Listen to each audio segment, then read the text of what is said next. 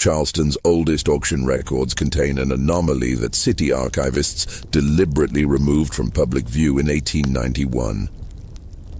Among thousands of documented sales from the Ryan's Mott slave auction house, one transaction stands impossibly alone.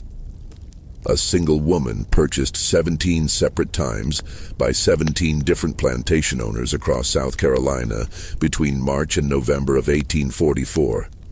Each sale commanding progressively higher prices, each buyer a prominent member of Charleston society. The municipal record shows something that shouldn't exist. The same individual woman, identified by identical physical descriptions and an unusual marking, sold repeatedly over 8 months while city officials documented every transaction with meticulous precision.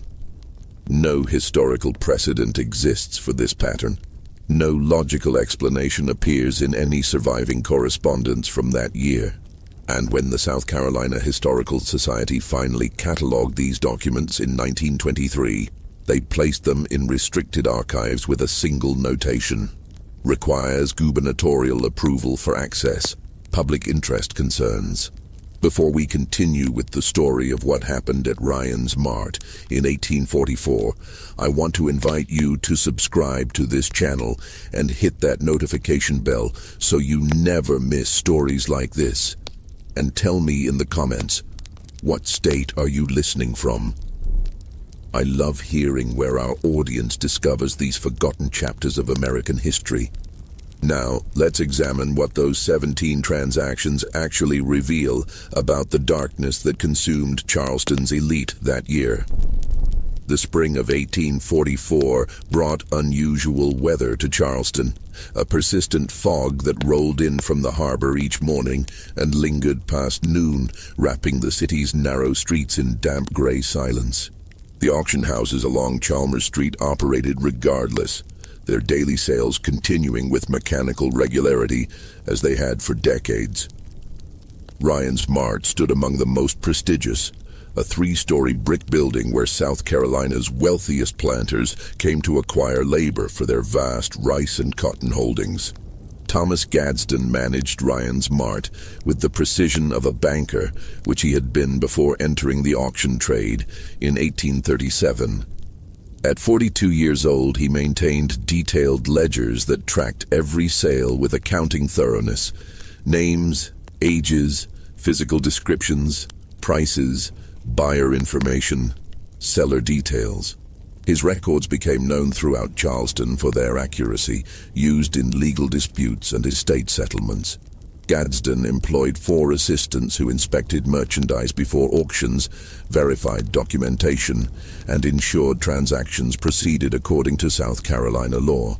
The city itself sprawled along the peninsula where the Ashley and Cooper rivers met the Atlantic. Its economy built almost entirely on slave labor and the crops that labor produced.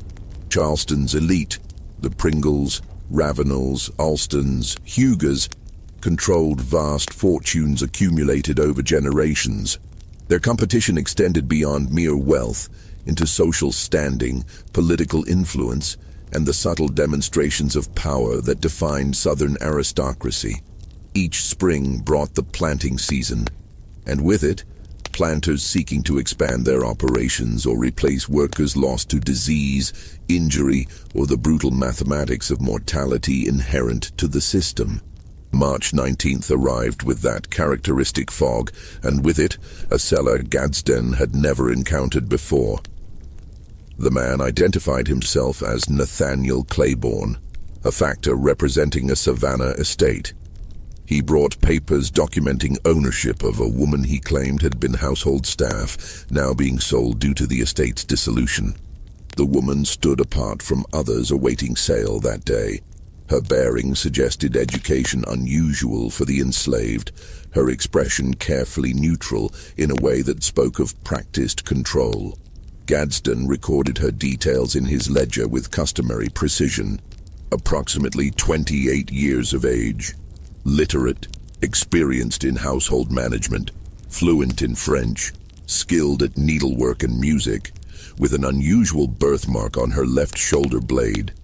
3 dots forming a perfect triangle, each about the size of a pea. He assigned her the inventory number 84473 and noted the name Claiborne provided, Delphine. The auction proceeded normally. Gadsden had conducted thousands of such sales, and this one followed familiar patterns. Planters inspected the merchandise, asked questions about health and abilities, calculated potential value. But the bidding for Delphine exceeded anything Gadsden had witnessed in 7 years of managing Ryan's Mart.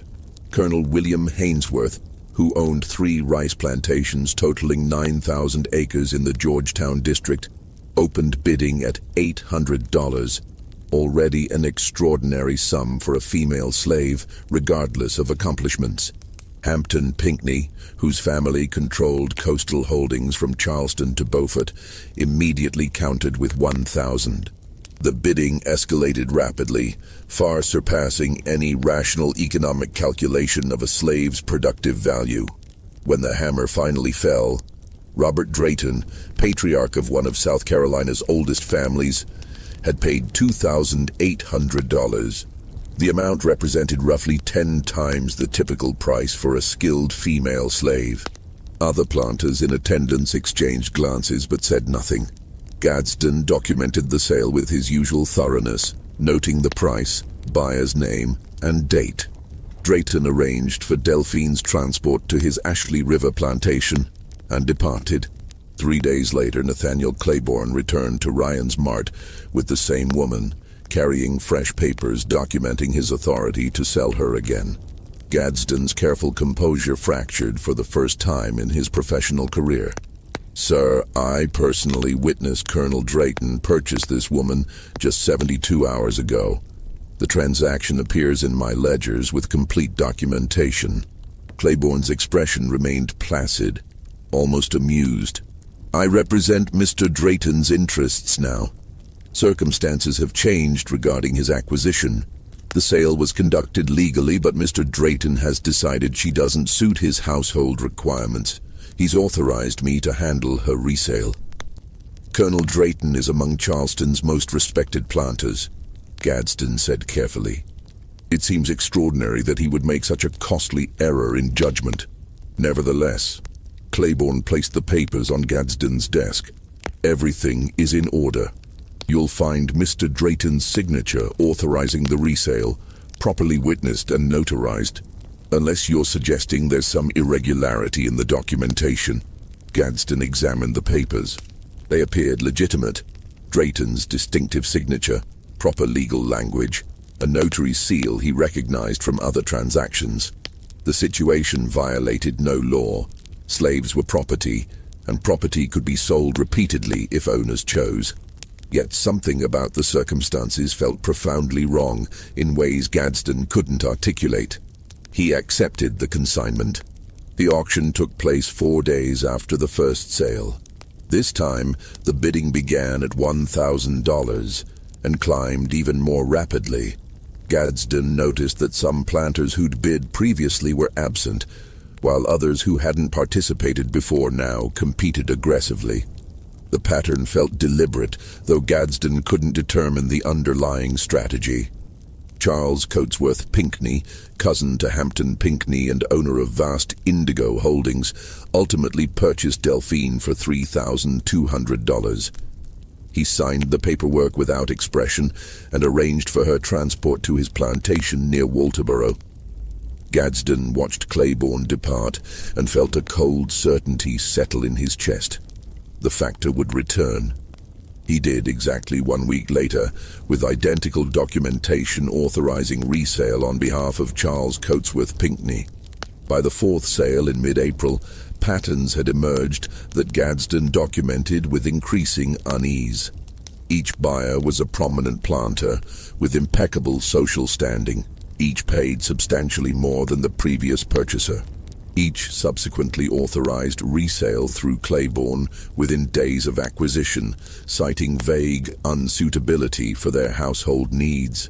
And each transaction was perfectly legal, with documentation that withstood Gadsden's increasingly suspicious scrutiny. The woman herself, Delphine maintained the same careful neutrality throughout each auction, answering questions politely when addressed, standing with quiet dignity during inspections, showing no reaction to the escalating prices or the bizarre repetition of her sales. Gadsden found her composure more unsettling than any distress would have been. She seemed to expect this pattern, as if the impossibility of her situation was exactly as it should be. Charleston's auction houses operated within a community where information traveled quickly despite, or perhaps because of, social hierarchies built on discretion and carefully maintained appearances. Gadsden began hearing whispers about the repeated sales, though no one spoke directly about what was happening. Other auction managers asked casual questions about his business. Factors and agents who normally competed for consignments avoided Ryan's mart when Claiborne was present. By the sixth sale in early May, Gadsden noticed something else. The planters who purchased Delphine were changing in subtle ways. Robert Drayton, who'd made the first purchase, now rarely appeared in Charleston society. His wife had left their Ashley River plantation to stay with family in Columbia, citing concerns about her health. Charles Coatsworth Pinckney, the second buyer, had withdrawn from his usual activities at the Charleston Library Society and the St. Cecilia Society balls. The third buyer, Augustus Huger, had dismissed his overseer and was personally managing his plantation's operations for the first time in 20 years, refusing visitors. The prices continued climbing. By July, Delphine sold for $6,000 to Theodore Gaillard, a figure so astronomical it represented the equivalent of 6 skilled male field hands, or 3 years' average profit from a medium-sized plantation.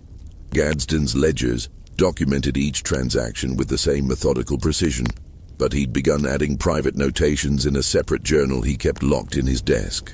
"The buyers are not acting rationally," he wrote after the 9th sale in August. "They bid against each other with an intensity that transcends economic logic. I've watched men who are normally shrewd negotiators abandon all restraint. They seem compelled to purchase her regardless of cost, as if driven by something beyond mere desire for valuable property." What Gadsden couldn't document in his ledgers were the conversations he began having in private with some of Charleston's other professional managers. Factors who handled plantation business, attorneys who drew up sales contracts, bankers who extended credit for slave purchases.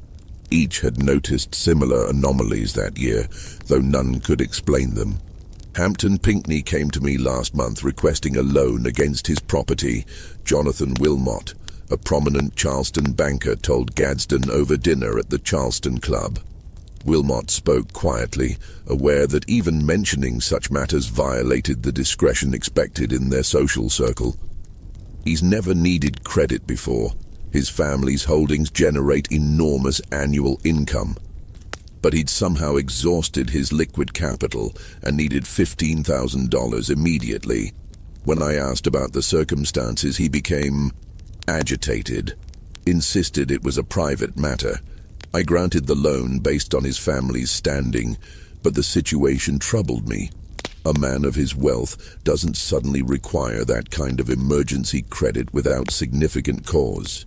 "Did he mention what depleted his funds?" Gadsden asked.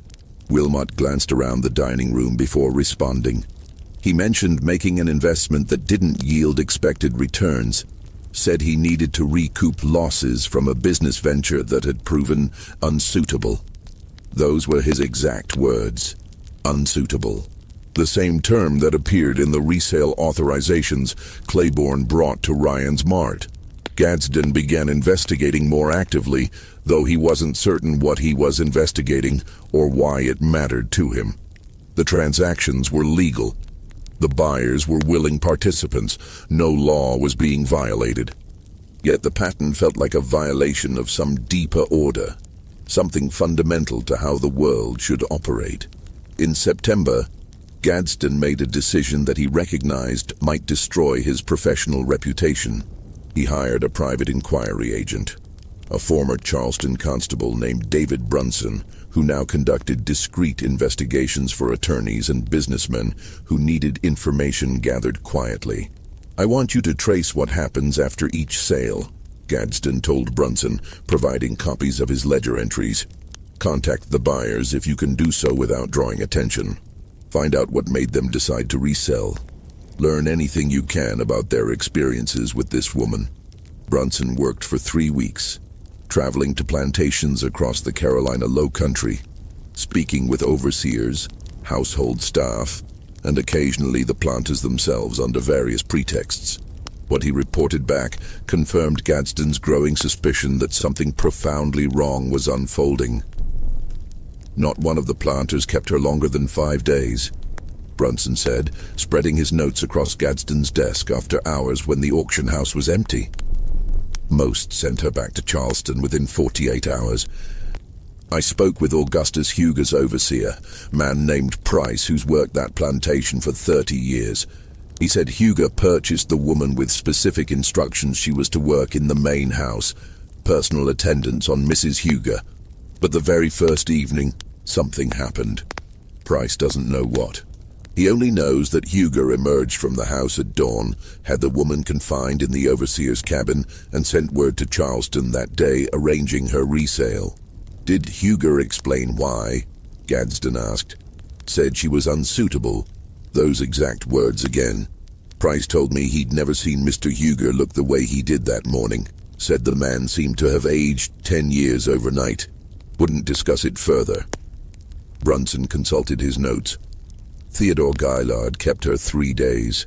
His body servant, a man named Marcus, who's been with the Gaillard family since Theodore was born, told me Mr. Gaillard locked himself in his study with the woman for hours that first night. Marcus heard conversation. Not raised voices, not conflict, just talking, hour after hour. When Mr. Gaillard finally emerged, he looked in Marcus's words, like he'd seen the devil himself. Arranged for her return to Charleston immediately. Similar accounts emerged from every buyer. None would discuss details. All used variations of the same explanation, unsuitable for their needs. And all seemed fundamentally altered by whatever had occurred during their brief ownership. "There's something else," Brunson said. "I did some checking on this factor, Nathaniel Claiborne. Can't find any record of him operating in Savannah or anywhere else in Georgia before March of this year. No business registration, no property holdings, no family connections I can trace. It's as if he appeared specifically to handle these sales and exists for no other purpose." "Have you tried locating him between sales?" Gadsden asked. "He stays at a boarding house on Queen Street when he's in Charleston. But several times I've watched the place and I've never seen him enter or leave. The landlady says he pays in advance, keeps to himself, and she rarely sees him. Yet somehow, he's always present when another sale is scheduled." Gadsden stared at his ledgers, with their meticulous documentation of impossible events. "What about the woman herself? Did you learn anything about her background?" Brunson's expression grew troubled. "That's where things become truly strange. I found the estate in Savannah that Claiborne claimed to represent. The Beaumont estate, owned by a family that made their fortune in cotton factoring.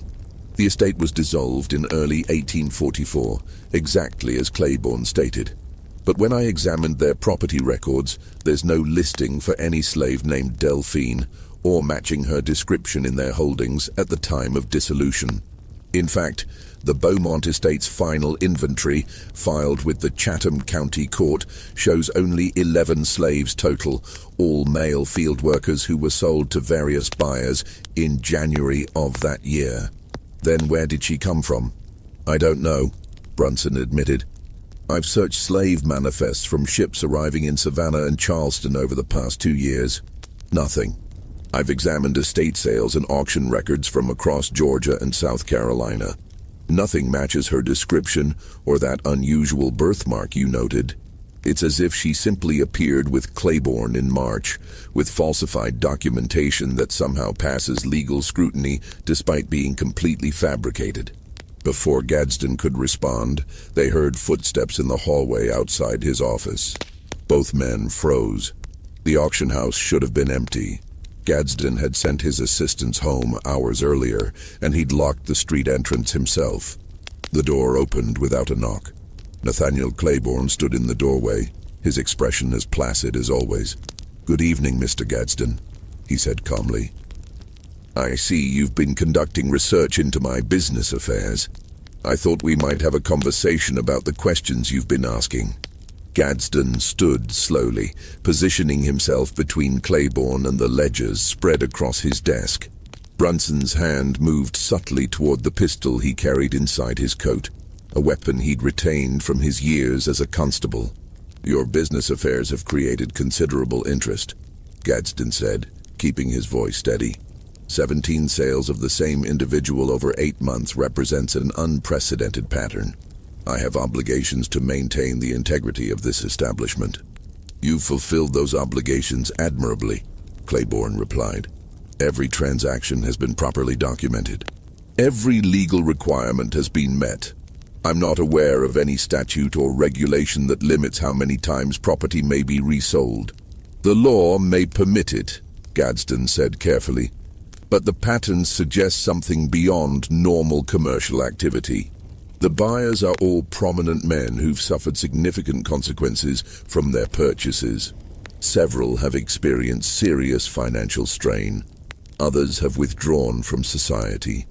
I've documented changes in behavior that suggest these transactions involve more than simple dissatisfaction with a purchase." Claiborne moved further into the office, and Gadsden noticed for the first time how the man seemed to absorb light rather than reflect it, a quality that made him seem less substantial than he should be, as if he existed slightly out of phase with his surroundings. "Mr. Gadsden, you're a careful man. You maintain excellent records. You follow procedures precisely. These are admirable qualities in your profession." Claiborne's tone remained conversational, almost friendly. "But you're asking questions that have no answers you'll find satisfactory. The transactions will continue. 2 more sales remain to be completed. I suggest you document them as you have the others and allow events to proceed naturally." 2 more sales, Gadsden repeated. "You're speaking as if this sequence has a predetermined ending." "Everything has an ending, Mr. Gadsden. Some endings are more carefully planned than others." Brunson stepped forward, his hand now openly resting on his pistol. "I was a constable for 12 years. I've investigated fraud, forgery, conspiracy. The documentation you're presenting is falsified. The woman you're selling has no legitimate origin in any slave manifests or estate records. Whatever you're doing operates outside legal boundaries, regardless of how proper your papers appear." "Legal boundaries," Claiborne said thoughtfully. "Tell me, Mr. Brunson, how many thousands of human beings have been bought and sold in Charleston over the past century? How many families separated? How many lives destroyed? All within perfect legal boundaries. The law has proven remarkably flexible regarding who can be considered property. My activities exist well within that flexibility." "You're not answering the fundamental question," Gadsden said. "What is she? Where did she come from? And what happens to the men who purchase her?" Claiborne's expression shifted slightly, the first real emotion Gadsden had seen from him. Something that might have been satisfaction or perhaps simply acknowledgement that certain truths could no longer be avoided. "What she is," Claiborne said slowly, "is exactly what Charleston's elite have always desired. An acquisition that demonstrates wealth, taste, and power. Someone educated, accomplished, beautiful. Property that elevates the owner's status simply through possession. The men who've purchased her wanted precisely that. They bid against each other, not just for her labor or skills, but for the prestige of ownership." "That doesn't explain the pattern," Gadsden insisted. "It doesn't explain why they all resell her immediately, doesn't it?" Claiborne tilted his head slightly. "Consider what happens when acquisition becomes reality. When these men, pillars of Charleston society, owners of vast holdings built entirely on enslaved labor, find themselves alone with property they now control completely. Property that can speak, reason, question. Property that knows things about them, their debts, their secrets, their cruelties, their fears. The specific ways they've built their fortunes through methods that shame them in the darkness before dawn, even as they defend those methods publicly in daylight. The office fell silent, except for the distant sound of carriages on the street outside. "She talks to them," Brunson said quietly. "That's what this is about. She tells them things. She converses with them," Claiborne corrected. "About history, philosophy, the particular calculations required to value human beings as livestock, the specific decisions that lead men to purchase other human beings and call it economic necessity, the precise moral cost of building wealth through suffering. She's extremely well educated, you see. She can discuss these topics with considerable nuance." Gadsden felt ice forming in his stomach. "And after these conversations, they send her back." "They send her back," Claiborne agreed, "because continuing to own her becomes unbearable, because every moment in her presence forces them to confront truths they've spent their entire lives avoiding, because she represents a mirror they cannot face, so they resell her at a loss, often a substantial loss, just to escape that confrontation." "But the next buyer doesn't know," Claiborne finished. "The previous owner won't explain what happened. Can't explain, really. How do you tell another man of your social standing that you purchased a slave who destroyed your peace of mind simply by existing in your household? How do you admit that level of weakness? So each buyer enters the transaction with the same arrogant confidence as his predecessor. Each believes he'll be different, and each discovers the same truth. This is some form of revenge," Gadsden said. "Against Charleston's planters specifically. Revenge implies anger," Claiborne said. "This is simply education, a demonstration of certain principles. The men who purchase her learn precisely what it means to own another human being, not in abstract economic terms, but in the specific, intimate reality of that relationship. Most people never truly contemplate what they're participating in. She ensures these particular men do contemplate it. Thoroughly." Brunson's hand tightened on his pistol. "I could arrest you right now, bring you before a magistrate, force you to explain these activities to the authorities." "You could try," Claiborne said calmly. "But explain exactly what crime has been committed. Every sale has been legal. Every document authentic enough to pass scrutiny from men whose profession involves examining such documents. No violence has occurred. No threats have been made. I've simply facilitated transactions between willing buyers and sellers. If the buyers subsequently regret their purchases, that's a private matter between them and their consciences." "2 more sales," Gadsden said. "You mentioned 2 more remain. Why a specific number? What happens after the 19th sale?" Claiborne moved toward the door. "The sequence will complete itself. The final buyer will receive exactly what he deserves. And then the cycle will end. I suggest you document those last transactions carefully, Mr. Gadsden. They may prove historically significant."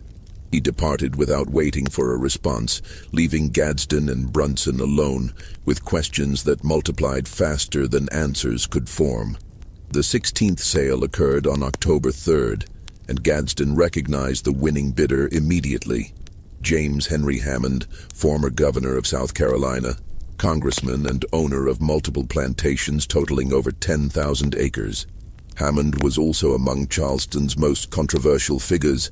Brilliant, the relentless documentation of his complicity in systematic cruelty had stripped away every justification he'd built over the years. "You told yourself you were just facilitating commerce," Delphine said as the first light began to filter through his office windows. "That you weren't responsible for the system, that if you didn't do this work, someone else would. These are the same justifications every participant in evil uses. The soldier who claims he's just following orders. The bureaucrat who says he's just processing paperwork. The businessman who insists he's just responding to market demands. I didn't create slavery, Gadsden said weakly. I didn't invent this system. No, she agreed, but you participated in it with meticulous precision. You documented it. You refined it. You made it more efficient. You turned human suffering into neat columns of figures in your ledgers, and you profited from it while maintaining the fiction that you were somehow separate from the evil you were facilitating. What are you? Gadsden asked. How is any of this possible? Does it matter? Delphine replied. Whether I'm exactly what I appear to be, a woman who's been sold repeatedly by men who found her presence unbearable, or something else entirely, the facts remain the same. You've spent 7 years as an instrument of systematic cruelty. That truth doesn't change regardless of my nature. She stood, moving toward the door. You'll authorize my resale tomorrow. You'll take whatever loss is necessary to be rid of me, and then you'll spend the rest of your life knowing exactly what you were complicit in. That knowledge will never leave you. Every time you close your eyes, you'll see their faces. The 3,200 people whose names I recited tonight. You won't forget them. I've made certain of that. She departed, leaving Gadsden alone in his office as full dawn arrived over Charleston. Gadsden authorized the resale that afternoon. Claiborne accepted the documentation without comment, preparing for the 19th and final transaction. Who will be the last buyer? Gadsden asked. His voice sounded hollow, scraped clean of whatever confidence had once sustained it. Someone who represents the culmination of this education, Claiborne said. Someone whose position embodies everything this system has created. Someone whose family has defended this institution not just through ownership, but through philosophy, through law, through the construction of elaborate moral justifications that have poisoned generations. Gadsden spent the days before the final auction in a state of numb anticipation. He continued his duties at Ryan's Mart mechanically, processing other sales with the same precision he'd always maintained, but every transaction now felt like participating in something obscene. He saw the faces Delphine had made him remember, the 3,200 people whose names she'd recited during that endless night. They haunted him during waking hours and invaded his dreams when he managed brief periods of sleep. He noticed changes in himself that he couldn't quite articulate. Food tasted different, less substantial. Conversations with business associates felt hollow, their concerns about profit margins and market conditions seeming trivial against the weight of what he now understood about the trade that sustained them all. His hands shook when he opened his ledgers, those meticulous records that had once been sources of professional pride, now reading like catalogs of systematic destruction. David Brunson visited him twice during those days, concern evident in the former constable's expression. You look like hell, Thomas. Whatever happened between you and that woman, it's eating you alive. She made me count them, Gadsden said quietly. They were alone in his office, the auction house closed for the evening. Every person I've sold, she knew their names, their ages, where they came from, where they went. She knew things I'd forgotten, things I'd deliberately chosen not to remember, and she made me remember all of it. That's not possible, Brunson said. Those sales happened over 7 years, thousands of transactions. No one could know all those details. She knew, Gadsden insisted. She recited them for hours. A girl named Sarah, 9 years old, sold away from her mother in June of 1839. A man named Jacob with a scar on his left hand, 62 years old, disposed of when his productivity declined in March of 1841. A woman named Rebecca, who begged me not to sell her to a particular buyer because she'd heard stories about his cruelty. I sold her to him anyway because he paid well. Delphine knew about Rebecca, knew exactly what happened to her afterward, knew details that never appeared in any official documentation. Brunson studied his friend's face. "What are you going to do?" "I'm going to document the final sale," Gadsden said. "Because that's what I do. I document transactions. I create records, even when those records are evidence of my own damnation." The auction was scheduled for October 26th.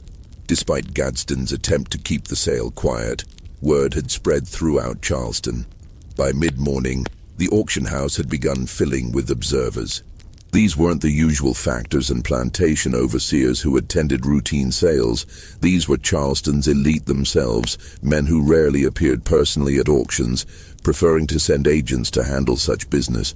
Gadsden recognized faces he'd only seen before at the Charleston Club or at St. Michael's Church. The Ravenels, the Alstons, the Pringles. Men whose families had shaped South Carolina's history since colonial days. Men whose wealth derived not just from agricultural holdings, but from banking, shipping, factoring. The entire economic ecosystem built around slavery. The atmosphere in the auction house felt different from any sale Gadsden had conducted. Usually, auctions carried a business-like quality, transactions proceeding with commercial efficiency. But today, tensions saturated the air like humidity before a storm. Men spoke in hushed tones, their conversations stopping abruptly when others approached. Eyes kept darting toward the door, waiting for Claiborne to arrive with Delphine. When she finally entered, accompanied by the factor, a palpable shift occurred in the room. Gadsden watched Charleston's most powerful men react to her presence, not with the calculating assessment usually directed at slave merchandise, but with something more complex. Fear mixed with fascination, desire complicated by dread. Several men who'd purchased her previously were present, though they remained at the back of the room, their faces carefully neutral, but their postures tense. Gadsden took his position at the front of the auction house, beside the platform where merchandise was displayed during sales. His hands trembled as he opened his ledger to a fresh page, the final entry in a sequence that had consumed 8 months and destroyed 19 men's peace of mind.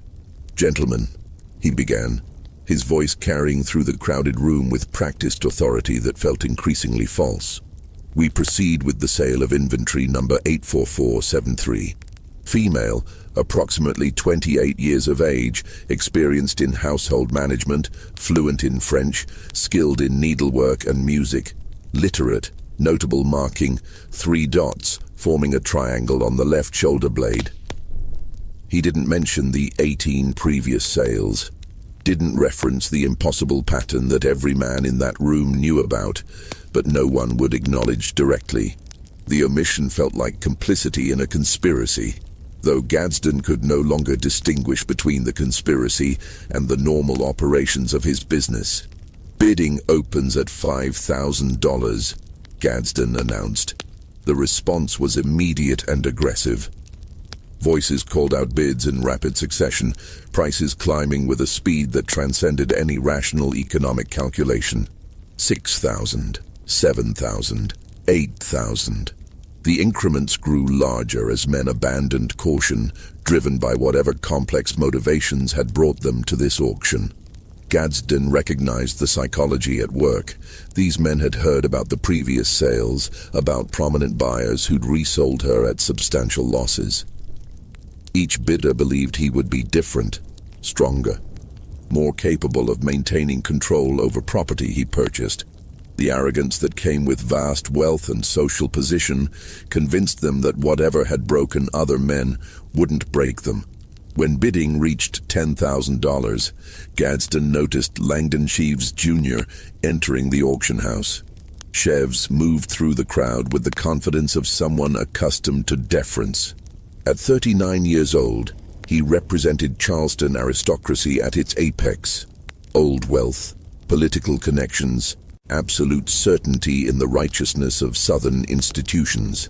His family had defended slavery not just as an economic necessity, but as a positive good, a moral benefit to both enslaved and enslaver. Sheaves raised his hand. $12,000. The room fell briefly silent. That sum represented an escalation beyond what even the previous aggressive bidding had suggested. Other bidders hesitated, recalculating their limits, weighing their desire for acquisition against the insanity of spending such amounts. 13,000, called Augustus Rowell, a planter whose Georgetown holdings produced some of South Carolina's finest rice. 15,000, Chevs responded without pause. 16,000, Rowell counted, though his voice now carried uncertainty. 17,000, Chev said. His tone suggested he would continue bidding regardless of amount, that he'd decided to acquire this woman, and no financial consideration would deter him. Rowell started to raise his hand again, then lowered it. Other bidders who'd been competing actively moments before now remained silent. The message was clear. Chevs had claimed this purchase, and challenging him further would transform a commercial transaction into something more personal, a direct contest of status and power that could have social consequences beyond the auction itself. Gadsden's gaze moved between Chevs and Delphine. She stood on the platform with the same careful neutrality she'd maintained through 18 previous sales, but something in her expression suggested recognition, as if Chevs represented exactly what this sequence had been building toward. $17,000, Gadsden repeated, going once. He paused, following the ritual form even though the outcome was now certain. Going twice. Another pause. Sold to Mr. Langdon Sheaves, Jr. The hammer fell, and Gadsden felt something fundamental shift in the room's atmosphere. Men began departing quickly, as if eager to distance themselves from whatever would happen next. Those who'd purchased Delphine previously left without speaking to Chevs, their faces carefully expressionless. Chaves approached the desk where Gadsden prepared the documentation. He signed the papers with a flourish, his signature bold and confident. "Have her transported to my estate this evening," he said. "I want her settled in the main house by nightfall." "Yes, sir," Gadsden replied. He watched Chaves depart and noticed Claiborne standing near the door, observing the final buyer with an expression that might have been satisfaction. That evening, as Gadsden arranged for Delphine's transport to the Chaves estate, she spoke to him one last time. "You understand now, don't you, Mr. Gadsden, what all of this has been about?" "Education," Gadsden said quietly. "You've been educating us about what we've chosen to participate in." "Not all of you," Delphine corrected. "Most people who participate in evil never truly confront what they're doing. They maintain comfortable illusions until death. But you 19, you've been forced to see clearly, to understand precisely what it means to own another human being, to comprehend the full weight of that relationship and your role in perpetuating it." "Why us specifically?" Gadsden asked. "Why these particular men?" "Because you represent the system at different levels," she said. "Chevs and the others like him provide philosophical justification, the moral arguments that allow ordinary people to accept the unacceptable. You facilitate the mechanism, the daily operations that keep the system functioning, and all of you profit from it while telling yourselves you're not responsible for its cruelties." "What will happen to Chevs?" Gadsden asked, though he suspected he already knew. "The same thing that happened to the others," Delphine said. "He'll learn, and learning will destroy the comfortable certainties he's built his entire identity around." She was transported to the Chevy's estate that night, and Gadsden never saw her again. The whispers began within days. Household staff at the Chevy's estate reported unusual occurrences, their master spending entire nights in his study with the new acquisition, conversations that lasted until dawn, raised voices occasionally audible through closed doors, though never quite intelligible. Gadsden heard these reports through the network of gossip that connected Charleston's business community. Factors who dealt with Chevs noted changes in his demeanor. The confidence that had always characterized him seemed diminished. He began missing meetings, failing to respond to correspondence, neglecting business affairs that had previously commanded his meticulous attention. On the fourth day after the sale, a messenger arrived at Ryan's mart with an urgent letter from Chevs. The handwriting was barely legible, letters jagged and uneven. Gadsden, the woman is unsuitable, utterly unsuitable. I cannot. The thing she knows. I require her immediate removal from my property. Arrange whatever is necessary. I don't care about financial recovery, just remove her. But before Gadsden could respond, a second messenger arrived with different news. Langdon Cheves Jr. had filed manumission papers with Charleston authorities.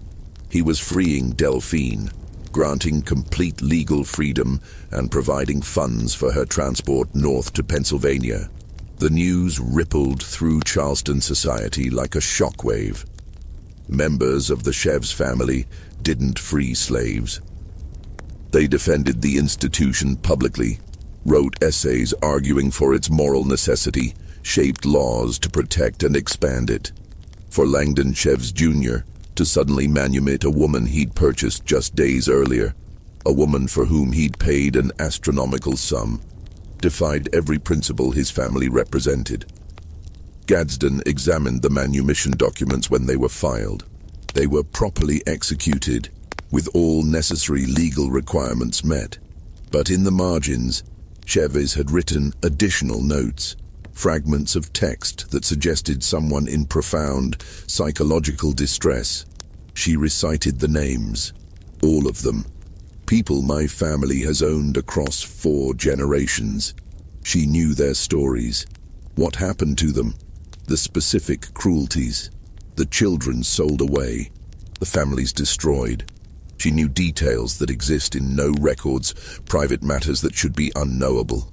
She asked me how I justified it, made me articulate the philosophical arguments I've used to defend this system, then showed me, with precise logic, how each argument collapsed under examination, how every justification was simply elaborate self-deception designed to allow me to profit from suffering while maintaining my self-image as a moral person.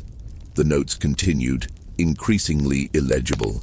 I cannot. The weight of understanding. 73 people across 3 plantations.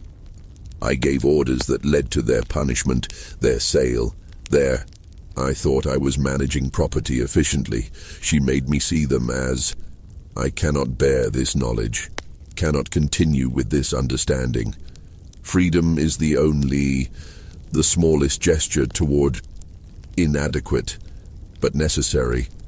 Gadsden read these notes alone in his office and felt recognition of his own experience, the forced confrontation, the systematic destruction of comfortable illusions, the unbearable weight of genuine understanding of one's complicity. He began hearing similar stories about other men who'd purchased Delphine. Robert Drayton had sold his Ashley River plantation and moved to Charleston proper, living quietly in a townhouse, his vast agricultural holdings liquidated. Charles Coatsworth Pinckney had freed 6 of his slaves, not all of them, but 6 specific individuals whose stories apparently paralleled something Delphine had told him about. Theodore Gaillard had stopped attending church, unable to sit through sermons that blessed the social order he now understood as fundamentally corrupt. None of these men spoke publicly about what they'd learned. How could they? Admitting that a slave had educated them about the immorality of slavery would destroy their social standing completely. Acknowledging that a woman they'd purchased as property had revealed truths they couldn't bear would be professional suicide in Charleston society. So they remained silent and suffered privately, their transformations visible only in changed behaviors that their peers couldn't adequately explain. Gadsden continued documenting these patterns, though now his record-keeping served a different purpose. He was no longer creating business records, but compiling evidence of something that transcended normal commercial activity. He noted the dates each buyer had been affected, the specific ways their lives had changed, the pattern of destruction that had consumed 19 men across 8 months. Langdon Shevs Jr.'s decline proved the most dramatic. His health deteriorated rapidly after freeing Delphine. Physicians couldn't identify any specific disease, but something fundamental seemed to be failing in him. He lost weight despite eating. His hair grayed within weeks. He developed a tremor in his hands that made writing difficult. In December of 1844, Shevs sold the majority of his plantation holdings, thousands of acres, hundreds of slaves, the accumulated wealth of generations. His family was horrified, but he was the legal owner and they couldn't prevent the transactions. He used some of the proceeds to establish a fund for educating freed blacks in Charleston, a gesture so contrary to his previous politics that many assumed he'd lost his sanity. He died in March of 1847 at age 44. The death certificate listed heart failure, but those who'd known him recognized that whatever had killed him had begun that night when he'd sat alone with Delphine and been forced to confront truths he couldn't survive understanding. As for Delphine herself, she vanished from all historical records after her manumission. The documents show she received funds for transport north and legal confirmation of her freedom. After that, nothing. No census records in Pennsylvania, no property holdings, no marriage records, death certificates, or any other documentation that would track an individual through the 19th century. Gadsden made inquiries when he moved to Baltimore, asking among that city's free black community if anyone knew of a woman matching her description.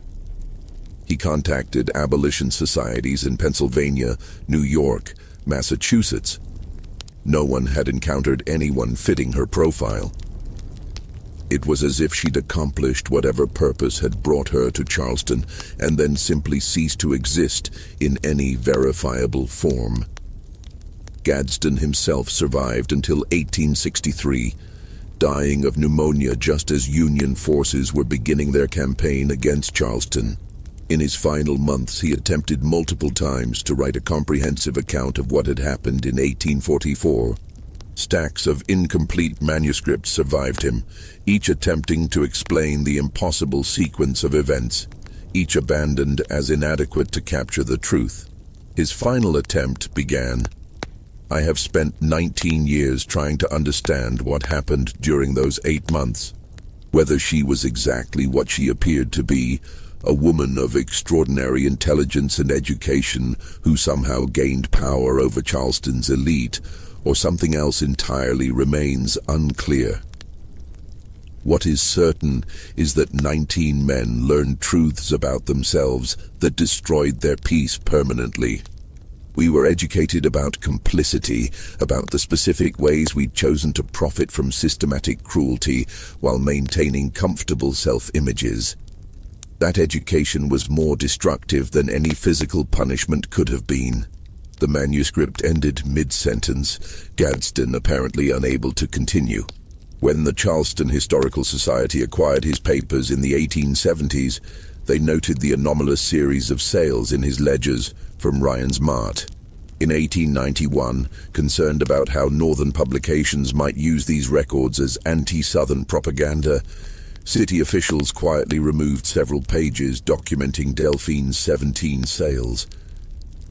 The pages were placed in restricted archives, where they remained for decades, accessible only with special governmental approval that was rarely granted. Researchers who've studied antebellum Charleston occasionally encounter references to the case in private correspondence or business records that escaped archival censorship.